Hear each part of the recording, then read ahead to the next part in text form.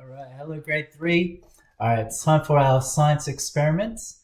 So now, first of all, the items you will need are the crayons that you would have received in your packs, paper bowls or bowl that you can throw away as well, because these will get messy and you probably won't want to keep them. And also a hair dryer. So make sure you have your parents helping you out with this one because it could get messy and it could also be dangerous. And also you'll need a stopwatch. I'm using my phone for my stopwatch. Yeah, so because you need to time how long it takes for your crayon to melt. Okay, so first of all, make sure that you've removed the paper from the crayons like this. You don't want any of this paper covering the crayon. Because with science, we need to make sure we eliminate any factors that may affect the experiment, okay? All right, so all you need to do is start off with one crayon at a time. I might start off with red. And you need to, first of all, put it in your bowl.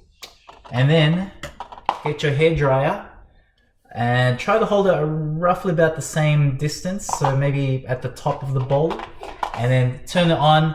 And then time how long it takes to melt, okay? So I'll do this one. I might set this up over here so you can see. And maybe set it to high as well if you've got that option on your hairdryer. And let's see what happens.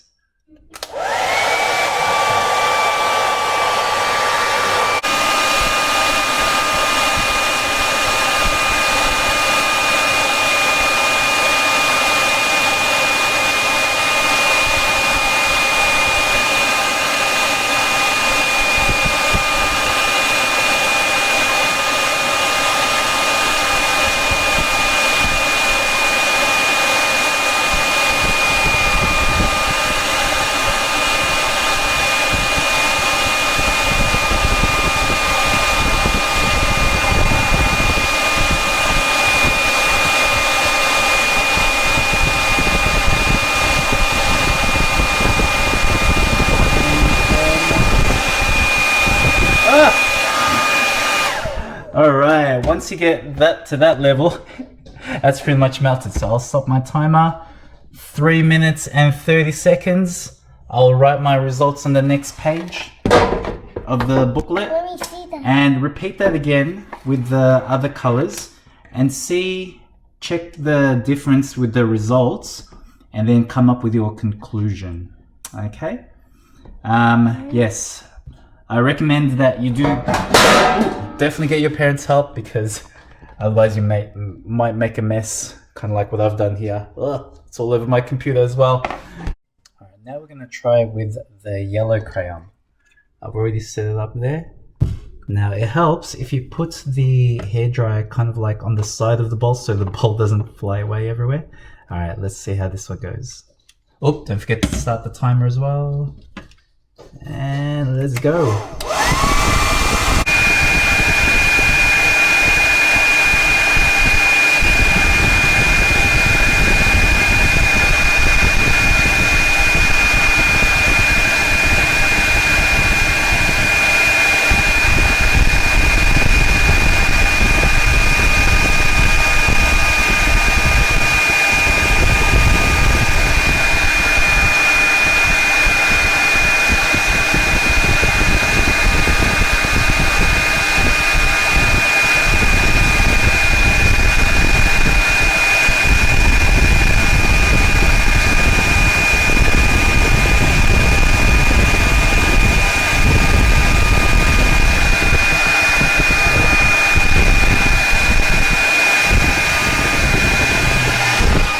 Alright, I think that's done. I think that's enough mess that I've made.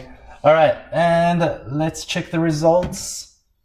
It took the yellow crayon 4 minutes and 47 seconds to completely melt. So, I can conclude that the lighter colors take longer to melt than the darker colors, okay?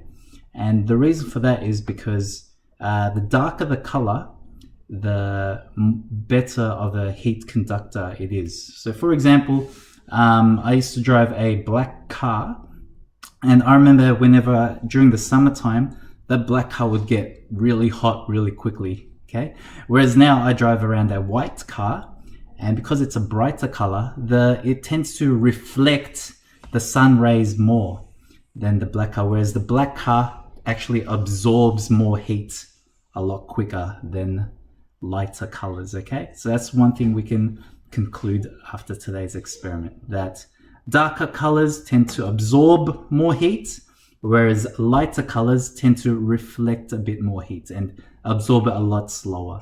Okay, all right kids, hope you enjoyed that experiment, and make sure you help your parents clean up as well. Okay, bye.